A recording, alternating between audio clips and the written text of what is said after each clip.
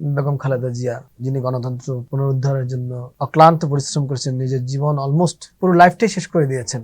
জোরপূর্বক নির্বাচনে পাঠিয়ে দেওয়া হলো যাকে, একরকমের রাষ্ট্রপতিও বিএনপির, প্রধানমন্ত্রীও বিএনপির, আবার মন্ত্রিসভা বিএনপির। সুতরাং এই সময়টাতে এখন সবার ভাবা উচিত, বিএনপির ভাবা উচিত কে খুব বেশি রিলিভেন্ট ত্যাগ স্বীকারের মধ্য দিয়ে, দক্ষতার দিক দিয়ে এবং বিএনপির প্রতি তার কমিটমেন্টের দিক দিয়ে।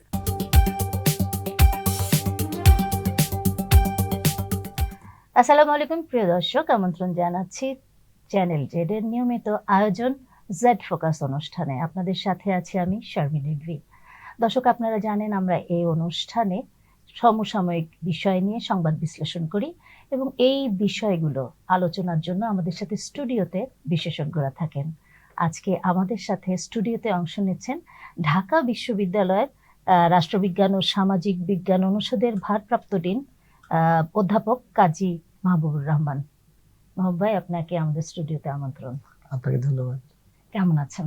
এই তো আছি, আপনি ভালো আছেন? আছি আলহামদুলিল্লাহ। আপনি জানেন যে আপনি তো আরো এসেছেন এই অনুষ্ঠানে, আপনি জানেন যে আমরা সমসাময়িক বিষয় নিয়ে আলোচনা করি। তো যেটা আমি বলবো যে গতকাল এবং আজকে যেটা আলোচনা ঘুরছে পুরা দেশের মধ্যে, সেটা হচ্ছে যে আমাদের নতুন রাষ্ট্রপতি, 23তম রাষ্ট্রপতি মির্জা ফখরুল ইসলাম আলমগীর গতকাল শপথ নিয়েছেন। আজকে তিনি স্মৃতিসৌধে গেছেন শ্রদ্ধা জানাতে জাতীয় বীরদেরকে।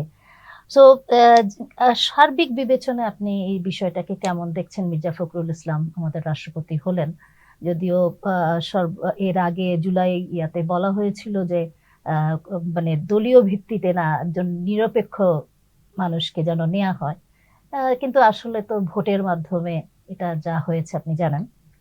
সো সার্বিক বিবেচনায় কেমন হলো? আরেকটা বিষয় আপনাকে আমি করি যে সেটা হলো মির্জা ফখরুল তো সংসদ সদস্যও ছিলেন ঠাকুরগাঁ 1 আসনের।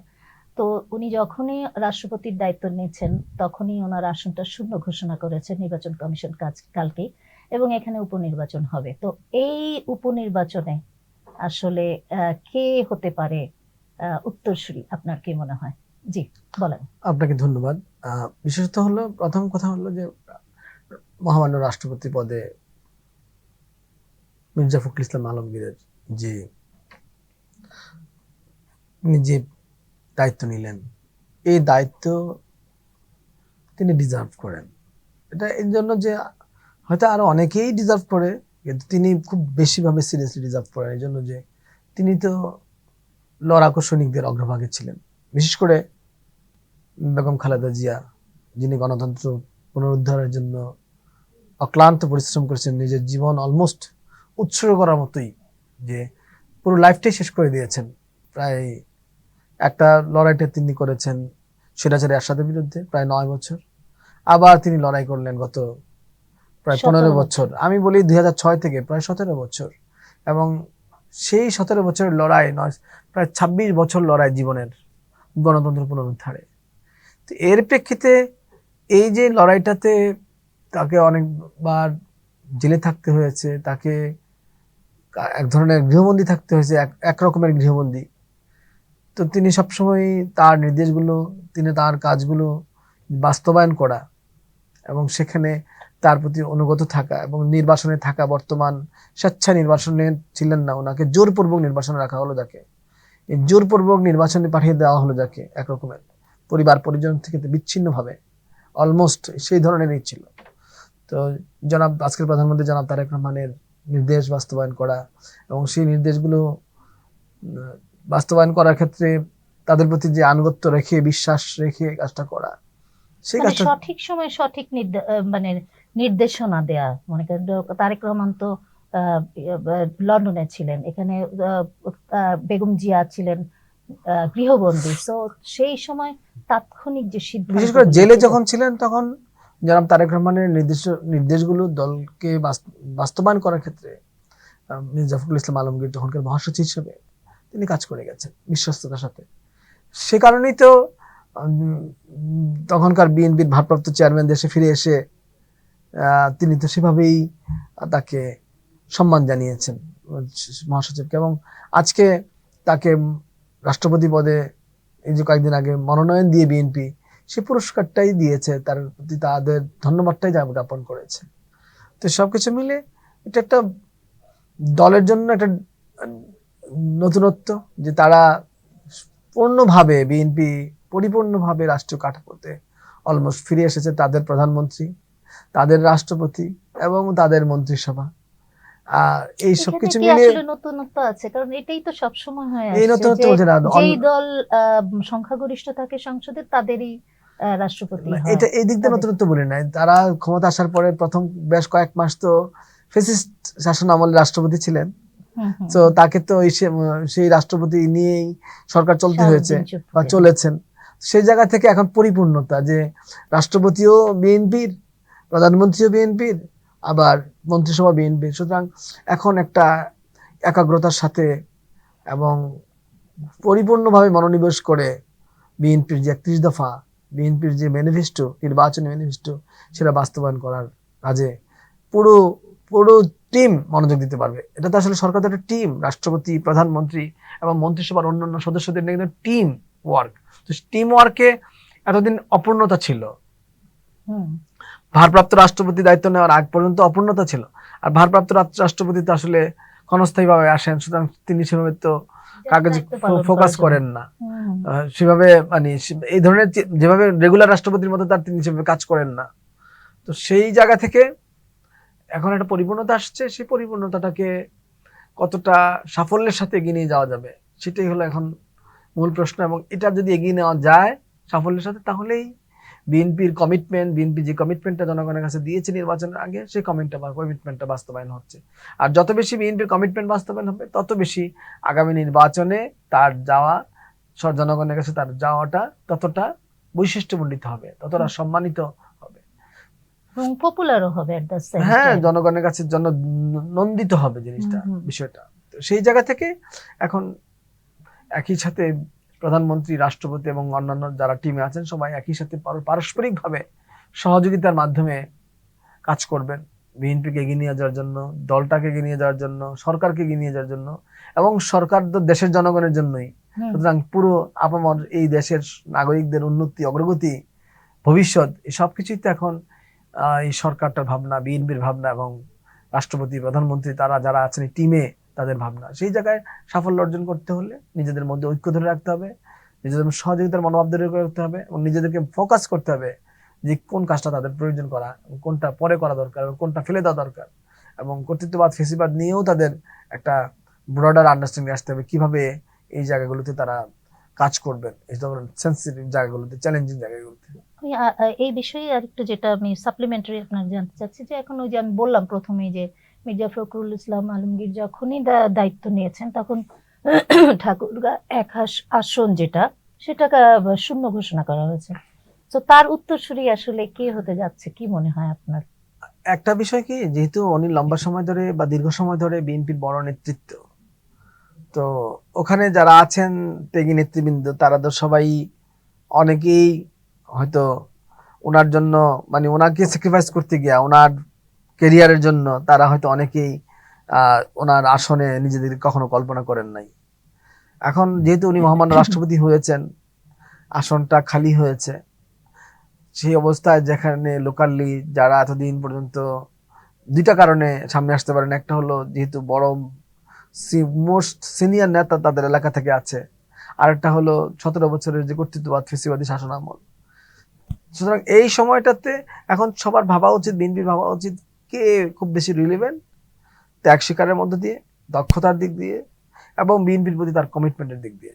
এই রিলিভেন্সটাকে যদি যাচাই করে বিএনপি ওখান থেকে কাউকে মনোনয়ন দেয়, তাহলে সবচেয়ে বেশি ভালো আপনি হবে। বলেছেন যুক্তির কথা যে এটা হওয়া উচিত। হ্যাঁ, এটাই আসলে হওয়া উচিত, কিন্তু নাম তো শোনা যাচ্ছে বেশি ভাবে মির্জা ফখরুল ইসলাম আলমগীরেরই পরিবারের 2 জনের নাম শোনা যাচ্ছে। তাতেও তো কোনো আপত্তি নাই, তারা হ্যাঁ, যদি মানে কোনোভাবে মির্জা কোয়ালিফাইড। ফয়সাল আমিন এবং অন্যটা তার নিজের মেয়ে শামারুখ মির্জা। আমি জানি না ওনারা করবেন কিনা, কিন্তু আমার কাছে মনে হচ্ছে যদি ওনারা কোয়ালিফাইড হন, দল যদি তাদেরকে মনে করে তাদেরকে দেওয়া যায়, আর তারা যদি প্রতিনিধিত্ব করেন, তাহলে অসুবিধার কিছু নাই। কিন্তু যতটা পারা যায় যে যেন এমনটা না হয় যে আমরা ত্যাগী নেতা কর্মীদেরকেও যেন হতাশ না করি, এটা আমাদের সবসময় মাথায় রাখতে হবে। যে দল তো ঠিকই থাকে ত্যাগী নেতা কর্মীদের উপরে, কিন্তু তারপরে যে দলে আবার কিছু এলিট লোক লাগে না, তাও না। দলে এলিট লোকও লাগে, মধ্যবিত্ত লোকও লাগে, আবার যারা দলে ত্যাগী নেতা কর্মী, তারা তো অবশ্যই লাগে, তারাই সবচেয়ে বড় ইম্পর্টেন্ট মানুষ। এখন সবকিছু বিবেচনায় ভারসাম্য রক্ষা করার জন্য প্রয়োজন, সবকিছু বিবেচনা করে কাকে দেওয়া যায়। এখানে একটা মানে মহাসচিবের একটা মানে তৎকালীন মহাসচিব যিনি বর্তমান রাষ্ট্রপতি, ওনারও একটা সে থাকবে। তো সবকিছু মিলিয়ে আর কি চিন্তা ভাবনা করতে হবে যে এখানে কাকে দেওয়া যায়। যাকে তাকে দেওয়া ঠিক হবে না, এবং দিলে দলের ঐক্যটাও চিন্তা করতে হবে, আবার জাতীয়ভাবে তাদের কন্ট্রিবিউশন ভাবতে হবে।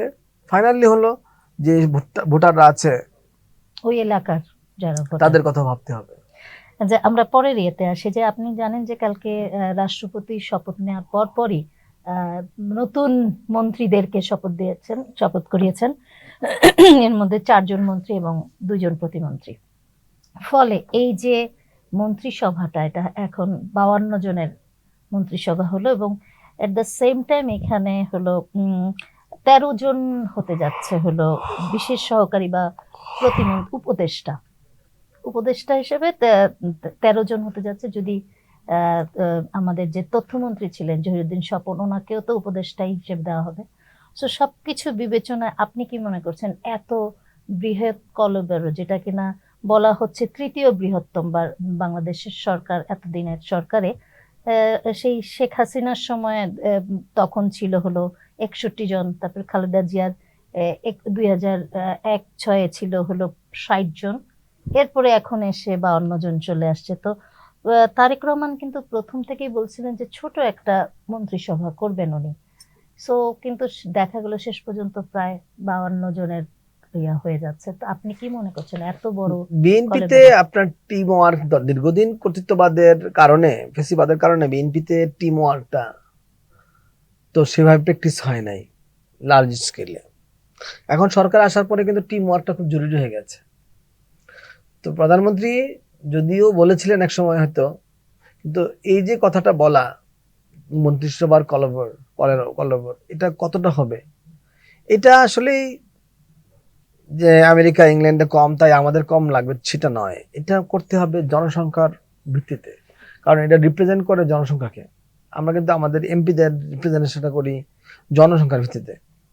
তো সেই কারণে আমি মনে করি আর কি যে বাংলাদেশে 18 কোটি মানুষের কথা বলা হয়, সেখানে 60 জন যদি মন্ত্রী হয় খুব বেশি আসে যায় না, মানে এটা ঠিক আছে মনে হবে। কিন্তু দেখতে হবে যে মন্ত্রিসভায় যাদের নিয়ে আসা হয়েছে তাদের সবার প্রয়োজন আছে কিনা সরকারকে দেখতে হবে। আবার দেখতে হবে সরকারকে যে যারা যারা মন্ত্রিসভায় এসেছেন তারা সততার সাথে কাজ করতে পারছেন কিনা, দক্ষতার সাথে কাজ করতে পারছেন কিনা, এবং বিএনপির প্রতি তাদের কমিটমেন্ট রক্ষা করতে পারছেন কিনা। তো সে সকল কারণে বিএনপি যখন চাইবে তখনই কিন্তু মন্ত্রিসভা রদবদল করতে পারে, পুনর্গঠন করতে পারে। আমি এই পুনর্গঠনের মধ্যে কোনো ধরনের চ্যালেঞ্জ দেখি না। আমি মনে করি যে এটা স্বাভাবিক প্রক্রিয়া এবং সঠিক, এটা হয়ে ঠিক আছে। আর দুই একটা তো ঘটনা দুই এক জায়গায় তো কোনো মন্ত্রণালয় 2 জন প্রতিমন্ত্রী দিয়েছে, সেটা তো আছে। আপনি সেটা প্রতিমন্ত্রী জরুরি। আপনি দেখেন আমাদের কিন্তু কাজের পরিধি অনেক বেড়েছে। এখন আমাদের আসলে যারা দায়িত্ব পেয়েছেন তারা অনেকে কিন্তু রাত পর্যন্ত কাজ করেন, তাতেও শেষ হয় না। আবার আমাদের কিছু আনুষ্ঠানিকতা আছে এখন, আগে তো আনুষ্ঠানিকতা ছিল না, এখন নানান আনুষ্ঠানিকতা আমাদের তৈরি হয়েছে, কারণ আমাদের সোসাইটি এগিয়ে যাচ্ছে। সেই জায়গা থেকে যে তিনি যে চিন্তা করেছেন যে মন্ত্রিসভাকে কলেবর বৃদ্ধি, এটা দূষণীয় নয়, এটা সঠিকই আছে। কিন্তু এখন যেন তারা ইফিশিয়েন্টলি কাজ করেন, যথাযথ কাজ করেন, যেন তারা কেউ কোনো মন্ত্রণালয়ে কাজ ছাড়া না থাকেন। বরং যদি এমন হয় যে কেউ কাজ পাচ্ছে না যে মন্ত্রণালয়, তাহলে অন্য মিনিস্ট্রিতে স্থানান্তর করবেন, অন্য কাজ দিবেন, এতে কোনো অসুবিধা নাই। কিন্তু এখন পর্যন্ত আমার কাছে মনে হচ্ছে 20 কোটি মানুষের মধ্যে 60 জন, 50 জন, 51 জন রিপ্রেজেন্ট করলে মন্ত্রিসভায় খুব বড় কিছু হয় না। এটা তো আমাদের দেশের নিয়মে যে জনসংখ্যার ভিত্তিতে আমরা করছি, সেই জায়গা থেকে হয়তো নিয়ম আর পলিসিটা পরিবর্তন করে থাকতে পারেন যে না, ছোট থেকে একটু বড় হচ্ছে। আর ছোট মন্ত্রিসভার কিছু সুবিধা আছে, যেমন দ্রুত সিদ্ধান্ত নেওয়া যায়, ইফিসিয়েন্সি থাকে, তার সরকারি খরচ কমে যায়, এগুলো ব্যাপার আছে। বড় মন্ত্রিসভায় সবসময় এগুলো থাকে না। তো সেক্ষেত্রে এখন আধুনিক মন্ত্রিসভা যত বড়ই হোক, আসলে সিদ্ধান্ত হয় ছোট গ্রুপের মাধ্যমে। এই জন্য হয়তো এগুলো খুব বেশি ইফেক্ট ফেলবে না।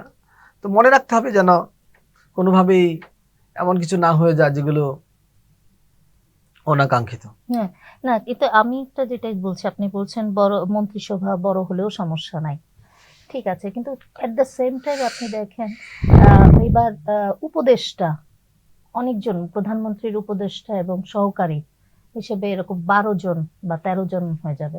সো এই এতজন মানে আমাদের এ যাবৎকালে কখনো এত উপদেষ্টা দেওয়া হয়নি, এবার কেন এত খুব উপদেষ্টা বেশি দেওয়া হলো? হয়তো কিছু 2-4টা বেশি হয়েছে, কিন্তু এখানে উপদেষ্টারা দীর্ঘদিন বিভিন্ন ক্ষমতা না থাকার কারণে মিনিস্ট্রিগুলোতে কোঅর্ডিনেশন করাটা আসলে ডিফিকাল্ট হয়ে গেছে। মিনিস্ট্রির সাথে অন্যান্য ইনস্টিটিউটগুলো কোঅর্ডিনেশন করাটা ডিফিকাল্ট হয়ে যাচ্ছে। একক ব্যক্তির পর বা 2জন ব্যক্তির পক্ষে এগুলো করা সম্ভব না। সেই জায়গা থেকে আসলে হ্যান্ডস বাড়ানো হচ্ছে। এটা এমন নয় যে কাউকে উপহার পুরস্কার দেওয়া, কাউকে হ্যাঁ, পুরস্কৃত করা। এরকম সমালোচকরা কিন্তু বলছে যে সবাইকে একটু পুরস্কার না, দেওয়া এরকম বা এই পুরস্কৃত করা না। ধরনের আমার কাছে মনে হয় এটা সবাইকে খুশি রাখার একটা আমার কাছে চেষ্টা, এটা এরকম। মনে হয় না যে সবাইকে খুশি রাখতে চাচ্ছে তা না। আমার কাছে কেন জানি মনে হয় এটা হলো জাস্ট আসলে কিছু ইফিসিয়েন্সি বৃদ্ধি করার জন্য হ্যান্ডস বৃদ্ধি করা, কারণ কাজটা হচ্ছে না, প্রচুর লোকবল লাগছে। আবার গত 15 বছর কর্তৃত্ববাদ ফেসিবাদ থাকার কারণে তাদের নিজস্ব লোকের বাইরে প্রতিষ্ঠান নাই বললেই চলে। তো সেই জায়গাতে এতটা সিরিয়াস চিন্তা ভাবনা করে কাজগুলো সম্পন্ন করাটাও তো ডিফিকাল্ট। সে কারণে হয়তো কোনো কোনো মন্ত্রিসভায় তারা একাধিক ভেবেছেন, কিন্তু এক পোর্টফোলিওতে একাধিক ভেবেছেন, কিন্তু এটা যে একদম সার্বিকভাবে কন্টিনিউ করবে তা না। আমার কাছে মনে হয় এটা ডিসকন্টিনিউ করতে পারে, যে এটা যে ভবিষ্যতে এরকমই হবে, আরো মন্ত্রিসভা এরকম পরিবর্তন হবে বারবার, তা না। আমার কাছে মনে হচ্ছে মানে বিষয়টা একটা এরকম বাদ। যে একজন মন্ত্রী আছেন, প্রতিমন্ত্রী আছেন, আবার ওই বিষয়ক একটা উপদেষ্টা আছেন। সো এটা কি আবার কাজের মধ্যে কি না, আবার আমার কাছে একটা সেটা কাজ তো জটিলতা হবে কিনা? ডিভিশন অফ ওয়ার্ক তো ডিভাইডেড, কাজ সমবিভাগ করা আছে, তো কে কোন কাজটা করবেন সেটা বলা আছে।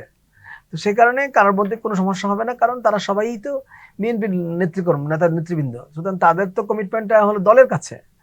দল যেভাবে চিন্তা করে সেভাবেই হবে, কিন্তু দল যে দলকেও চিন্তার মধ্যে এক ধরনের পরিচালনা নিয়ে আসতে হবে, সেটা কিন্তু দল করছে। বিএনপি দল হিসেবে এগুলো করছে অনেকগুলো। তো সেই করার মধ্যে থেকে আমার কাছে মনে হয় যে এবারে লাস্ট যে মন্ত্রিসভা সংযোজন আপনি দেখেন নানান ক্রাইটেরিয়া থেকে সংযুক্ত, শুধুমাত্র বিএনপি নেতা কর্মী না।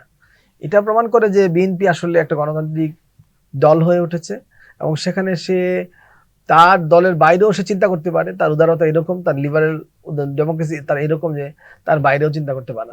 না, এবং তথ্যমন্ত্রী তো আন্দালিব পার্থকে দিয়েছে, সেটাই তো বললাম, বাইরেও চিন্তা করছে, জোটে দলের বাইরে গেছে, জোটে গিয়েছে, এবং তথ্য মন্ত্রণালয়ের মধ্যে সবচেয়ে গুরুত্বপূর্ণ একটা মন্ত্রণালয় পোর্টফোলিও তিনি জোটের থেকে দিতে পেরেছেন, সাহস করেছেন প্রধানমন্ত্রী। মাননীয় প্রধানমন্ত্রী এই যে সাহসটা করেছেন যে তিনি জোটের মানে নিজের দলের তথ্য মন্ত্রণালয়ের দায়িত্ব নিজের দলের বাইরে দিয়েছেন। তো এগুলো আমরা কিন্তু চোখে দেখি না, অনেক ভালো ভালো জিনিসগুলো, কিন্তু এটা কিন্তু একটা স্ট্রোক। কিন্তু জহিরুদ্দিন স্বপন এবং আন্দালিব পার্থ, যদি আমরা দুইটা তুলনা করি, আপনি কি মনে করেন যে ওনারা ভালো দুজন করেছে? আসলে ডিফারেন্ট, দুই মেরুর লোক, দুই ধরনের লোক। তো দুজনকে ব্যাখ্যা করতে হলে দুই রকম ভাবে ব্যাখ্যা করতে হবে। আমার কাছে মনে হচ্ছে স্বপন ভাই অতদিন যথেষ্ট ইফিসিয়েন্সিতে পরিচালনা করেছেন, এখন হয়তো তিনি অন্য কোনো কাজ আরো ভালোভাবে করবেন, সে কারণে হয়তো তাকে মানে এখানে আর রাখা হচ্ছে না। কিন্তু যিনি আসছেন তিনিও কিন্তু দীর্ঘদিন যাবত পাবলিক মিডিয়াতে আছেন, তিনিও কর্তৃত্ববাদ ফেসিবাদের বিরুদ্ধে লড়াই করেছেন। এখন যদি তিনি আসে সেই কর্তৃত্ববাদ ফেসিবাদের বিরুদ্ধে লড়াইটা অব্যাহত রাখেন, এটা তো অবশ্যই ভালো। না, যেহেতু আমাদের মিডিয়া হচ্ছে তথ্য মন্ত্রণালয়ের আন্ডারে, এই জন্য আমরা বেশি এই মন্ত্রণালয় এমনও নিয়ে এটা বেশি ফোকাস, চিন্তা করি হয়তো। এমনও এটা বেশি ফোকাস পাওয়া উচিত, কারণ এটা আসলে বাংলাদেশে সংস্কৃতি বলেন, গণতন্ত্র বলেন, শিক্ষা বলেন, সবকিছু তৈরি করে কিন্তু মিডিয়ার মাধ্যমে। সো মিডিয়া ফোকাসটা আর বেশি রাখা দরকার আছে, কিন্তু নাই বাংলাদেশে মিডিয়া ফোকাস দুর্বল। হুম। আচ্ছা, পরের আলোচনায় আমরা যাই। সেটা হচ্ছে যে আপনি জানেন যে তারেক রহমান ভারতে যাওয়ার যে একটা মানে কথা শোনা গিয়েছিল এবং আমন্ত্রণ জানানো হয়েছিল ভারত থেকে, শেষ পর্যন্ত কিন্তু এখন পর্যন্ত এটার কোনো সিদ্ধান্ত হয়নি, যতটুকু আমাদের কাছে তথ্য আছে। কিন্তু গতকাল শুক্রবার একটা মানে ঘটনা হয়েছে, যেটা হলো ভারতের রাষ্ট্রপতি ভবনে হঠাৎ একটা বিজ্ঞপ্তি হয়েছিল যে সেখানে ওদের যে মানে ডেপুটি প্রেস সেক্রেটারি রাষ্ট্রপতি নাভিকা গুপ্ত, উনি একটা প্রেস বিজ্ঞপ্তি দিয়েছিলেন যে এরকম চেঞ্জ অফ গার্ড, ওদের শনিবারে এটা একটা হয়, গার্ড অফ অনারের মতো একটা প্রোগ্রাম হয়, যেটা কিনা অনেকে আবার টিকিট কেটেও দেখতে যায়। হ্যাঁ, সো ওইটা হঠাৎ হবে না এরকম একটা বিজ্ঞপ্তি প্রকাশ করছে, এবং সাথে সাথে এটা আবার ওদের যে প্রেস ইনফরমেশন ব্যুরো পিআইবি যেটা, সেটা তারা আবার এটাকে তারাও বিজ্ঞপ্তি দিয়েছে। সো হঠাৎ হবে না, কারণটা দিয়েছিল যে বাংলাদেশের প্রধানমন্ত্রী কে আনুষ্ঠানিক সংবর্ধনা যে জানানো হবে, তার একটা পূর্ণাঙ্গ রিহার্সাল হবে, এই কারণে ওটা বন্ধ থাকবে। সো কিন্তু তখন আর কি ভারতীয় মিডিয়াগুলি সব মানে উৎসুক হয়ে গেছে যে আসলে কি আসছেন তাহলে তারেক রহমান। তো পরবর্তীতে কিন্তু আবার তুলেছে। এখন এই জিনিসটা হঠাৎ রাষ্ট্রপতি ভবনের মতো একটা জায়গায় ভারতের, তো সেখানে এরকম একটা ভুল হবে, আপনি কি মনে করেন কেন? এইটা ভাবা কঠিন যে রাষ্ট্রপতি বা ভারত তো এমনি এগিয়েছে অনেক, তারা পলিটিক্সটা খুব সিরিয়াসলি করে, তাদের মধ্যে থেকে তাদের অনেক চিন্তা ভাবনা আছে সিকিউরিটির কারণে, তাদের পক্ষ থেকে এরকম ঘটনা ঘটবে এটা খুব কঠিন কাজ চিন্তা করা। কিন্তু যদি ঘটে থাকে, ভারতকে তার পররাষ্ট্র বিষয় নিয়ে আরো নতুন করে ভাবা দরকার যে এইরকম ঘটনা কিভাবে ঘটে। হুম। কিন্তু আমার কাছে কেন মনে হয় যেন কোথাও ভুল হয়েছে কিনা, যে ভুলটাই সংশোধন করা হচ্ছে। বাংলাদেশের প্রধানমন্ত্রী ভারত যাবেন এখন ইমিডিয়েটলি, এবং তার জন্য কুচকাওয়াজের বা এই যে প্রক্রিয়া নির্ধারণ করা, এর জন্য এখনই শুরু করতে হবে এবং সবকিছু বন্ধ রেখে, এটা আমার কাছে মনে হয় না। আমার কাছে মনে হয় এর মধ্যে আইদার কোনো রাজনীতি আছে, অথবা এমনটা হতে পারে যে শিপমেন্ট হয়েছে, কেউ হয়তো মানে এটাতে এরকমটা তাদের যে পরিবর্তনগুলো, সেই পরিবর্তনের পার্ট হতে গিয়ে, এবং এটাকে পুরানো কোনো আদেশের কারণে হয়তো এটা রিপিটেশন হয়েছে, পুরানো কোনো আদেশের কারণে, আসলে নতুন আদেশটা বোধহয় ওরা আপডেট করে নাই, এমনটা হতে পারে। আচ্ছা আচ্ছা, আমার কাছে সেটা সেটাই। মনে হয় যে মানে ওই যে আগে একবার আগে যাওয়ার যে কথা হ্যাঁ, যাওয়ার কথা ছিল, 22-23-এ তো হ্যাঁ, প্রধানমন্ত্রী তারেক রহমানের যাওয়ার যাওয়ার কথা ছিল, এবং ওই যে ব্রিক্সের সম্মেলন নিয়ে কথা হচ্ছিল যে এইসব বিষয়গুলো কথা, তখন তো ওনাকে বরণ করে নেওয়ার জন্য প্রস্তুতি, সেটাই তারা হয়তো ধারাবাহিক করছিল এবং ওই নোটটাই রেখেছে। নতুন যে চেঞ্জ আসছে, ওরা তো অনেকেই আমাদের সরকারি কর্মকর্তারা সাউথ এশিয়া সব ক্ষেত্রেই বেশি বেশি খেয়াল রাখে না। তো ওই জায়গা থেকে আমার কাছে মনে হয় এটা হয়েছে, এটা আসলে শিডিউলের ভ্রান্তি। মাননীয় প্রধানমন্ত্রী যেমন তারেক রহমান যে ইন্ডিয়া এখন যাচ্ছেন না, এইটা তার টিম কোনো কারণে ইগনোর করে গিয়েছিল। সুতরাং এটা আসলে জাস্ট ওইটারই একটা ওই শিডিউলটাকেই পুনরাবৃত্তি করছে, শিডিউল আগে করা করা ছিল ছিল, যে এই দিন এটা বন্ধ বন্ধ করতে থাকবে। হবে। এটা কিন্তু আর মাথা মানে মাঝখানে যে যার জন্য শিডিউল সেটাই বন্ধ হয়ে গেছে, সেটাতে তাদের মাথায় নাই। তো এটা ভারতের রাষ্ট্রপতি ভবনের রাষ্ট্রপতি কার্যালয়ের এক ধরনের ব্যর্থতা এবং দুর্বলতা প্রকাশ পায়, যে তারা আসলেই মেকানিজমের দিক দিয়ে মানে এতটা, মানে তাদেরকে আমরা যেভাবে চিন্তা করি এতটা দক্ষ না মনে হয় আর কি। যে এটাকে আসলে আবার একবার মনে হয় এটা কি সম্ভব যে ভারতের মতো একটা দেশ এরকম ভাবে কাজ করবে, এরকম চিন্তা করবে, সম্ভব না। দুইটাই এমনি একটা কোন একটা মন্ত্রণালয় হলে বোঝা যায় রাষ্ট্রপতি তাও ভবনের রাষ্ট্রপতি ভবন সেটাই আর কি। কতটা মানে সেটা এটা আর কি সেনসিটিভ জায়গাতে, যেখানে প্রতিটা কাজ করার জন্য একটা নিয়ম আছে, সেখানে এইভাবে মানে ওই ইয়ার পরে আলোচনার পরে বা এরকম বিজ্ঞপ্তির পরে রয়টার অলরেডি আমাদের তারেক রহমানের প্রেস সেক্রেটারি যে তার সাথেও যোগাযোগ করেছে, সালেহ শিবলির সাথে, তো উনি বলেছেন যে না, এখন পর্যন্ত যেই যেই জায়গায় ছিল সেখানেই আছে, এবং ভারতের পক্ষ থেকে জানানো হবে যে শর্তটা বাংলাদেশ শর্ত বা অনুরোধটা বাংলাদেশ করেছে সেই জায়গায় রয়ে গেছে, ওরা কিছু জানায়নি, বাংলাদেশ অপেক্ষা করছে জবাবের। যাই হোক, তো আমি আরেকটা ভারতীয় বিষয়ে আসছি, যে আপনি জানেন যে কলকাতায় একটা হোটেলে আগুন লেগেছিল এবং যেই বাংলাদেশি ওখানে প্রায় 7 জন মারা গেছে, আজকে তাদের লাশ আসবে। ভীষণ মর্মান্তিক একটা ঘটনা, কারণ এই 7 জনই আর মানে গিয়েছিল চিকিৎসা নিতে। এমনি তো ভারতের কি বলে ভিসা খুব ঝকমারিয়ে হয়ে গেছে সেই আমাদের জুলাই আন্দোলনের পর থেকে।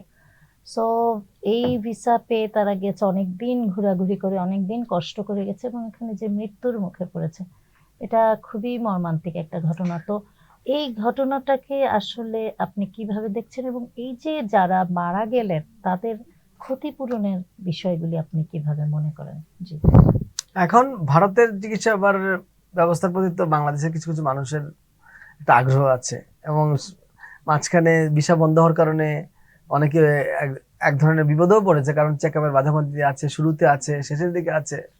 এই সবকিছু মিলে ভারতের চিকিৎসা ব্যবস্থা ভারতের জন্য অটুট রাখা দরকার ছিল। ভারতের চিকিৎসা ব্যবস্থার বিপরীতে যেন এখানে এমন কোনো সাউন্ডিং না হয় যে সাউন্ডিং মধ্যে তাদের এই বড় ব্যবসা মানে ব্যবসাটা পতন ঘটতে পারে বা হস্তক্ষেপ হতে পারে।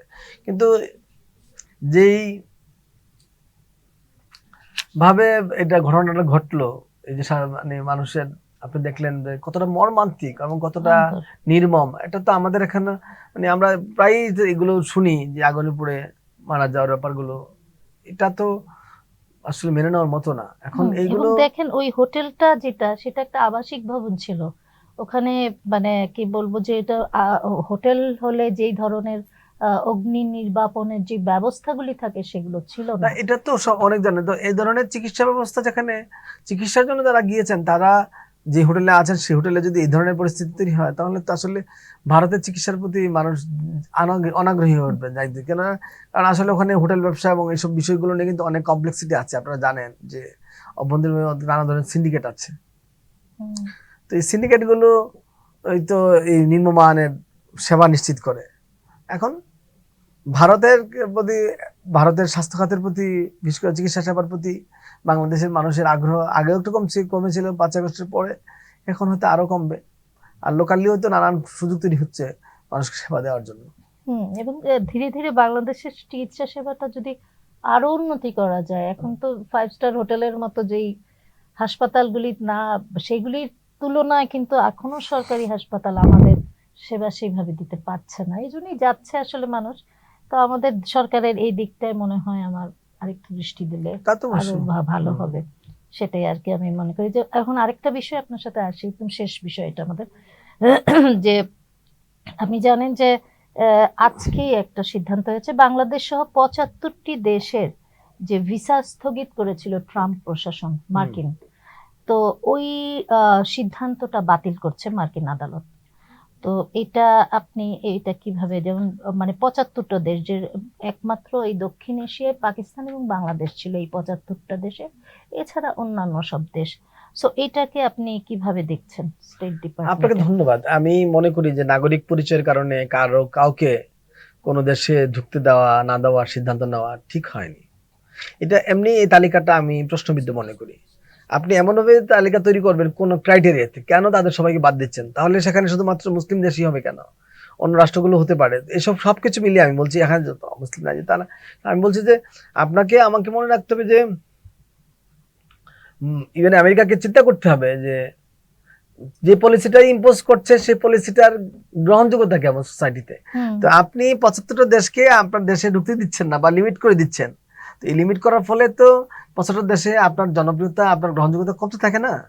তো এটা যদি রিভিউ করা হয় এবং তারা যদি না, এটা আদালত অলরেডি ট্রাম্প স্থগিত ট্রাম্প এটাকে করেছে। রিভিউ করে আদালতের কথা শুনে এটাকে পরিবর্তন করেন, তাহলে তো খুব ভালো খবর এবং এটা এটা করাই উচিত।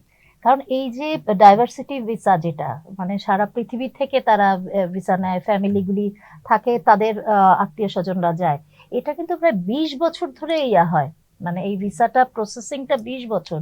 সো 20 বছর একজন যে অপেক্ষা করেছে, তার লাস্টে এসে এই যে এই ধরনের স্থগিত করে দেওয়া, এটা তো অন্যায়। তা তো এবং অবশ্যই। ওদের তো ইয়েই আছে যে বিভিন্ন দেশের মানুষ যে এখানে আমেরিকায় ইয়া হচ্ছে, তাই না? এটা সো হঠাৎ করে এটা ইয়া করা এবং আমাদের বাংলাদেশকে এর মধ্যে ইনক্লুড করা, এটা আসলেই অন্যায়। যাই হোক, আমরা একদম শেষ পর্যায়ে চলে এসেছি। আপনাকে অনেক ধন্যবাদ আমাদের সাথে অংশ আপনারও নেওয়ার জন্য। ধন্যবাদ। প্রিয় দর্শক, আমাদের অনুষ্ঠানের শেষ পর্যায়ে আমরা চলে এসেছি। আগামী অনুষ্ঠান দেখার আমন্ত্রণ রইল। আর সে পর্যন্ত আপনারা ভালো থাকবেন, সুস্থ থাকবেন। আল্লাহ হাফেজ।